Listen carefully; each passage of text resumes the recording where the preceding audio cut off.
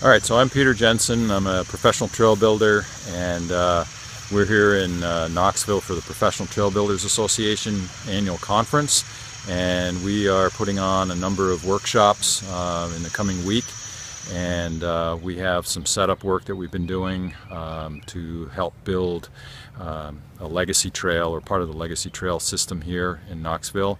And much of the work that we're doing before the conference involves the construction of a boardwalk, and we're using a couple of different techniques to support the boardwalk. One is a helical pile system, and the other one is a diamond pier pile system. And there's also going to be a 20-foot bridge that will be built as part of the boardwalk.